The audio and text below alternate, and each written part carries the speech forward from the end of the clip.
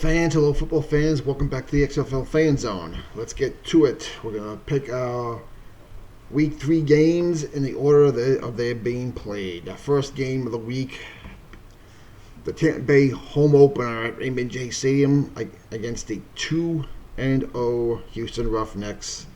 We have two games featuring 0-2 and 2-0 teams.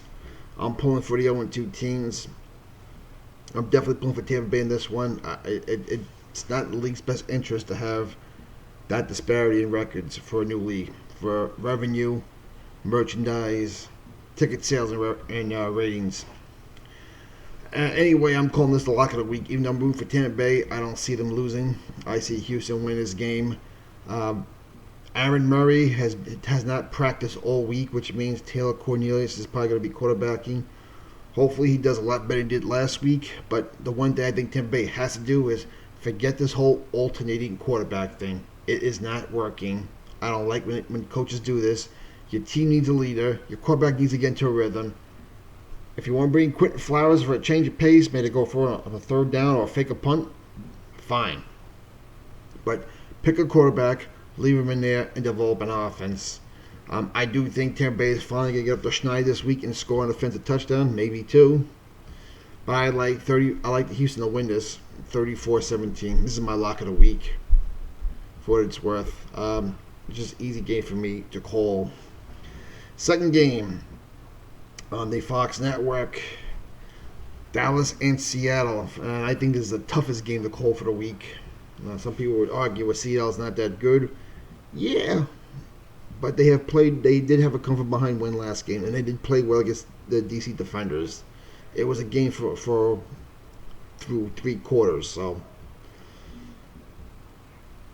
should be interesting crowd size. They had almost 30,000 last week.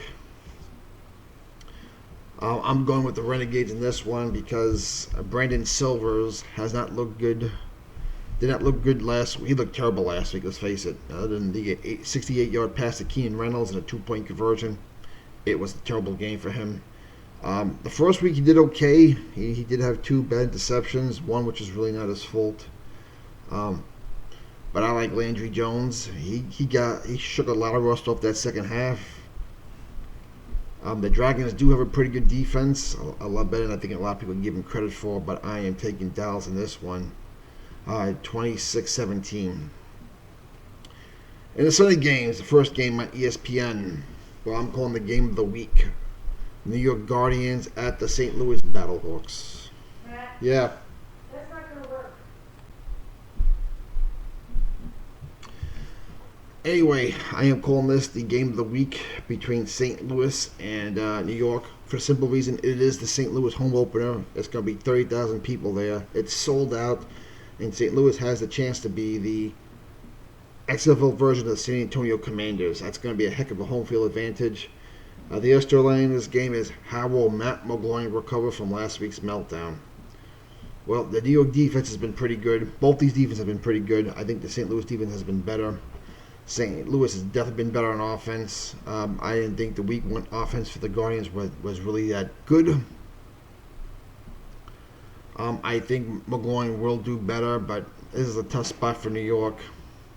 I am taking the Battlehawks. I'm going to take the Battlehawks 23-13.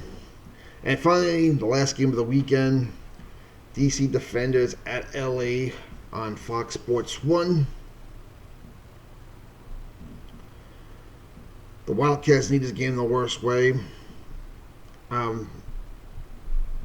I'm rooting for the Wildcats because I don't want two 0-3 teams in this league.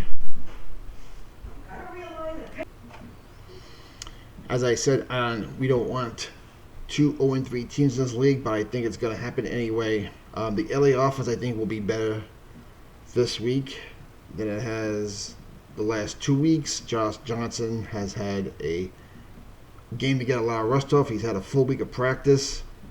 He's looking good, but my problem is with the LA defense. The LA defense has run out of gas in back-to-back weeks in the fourth quarter.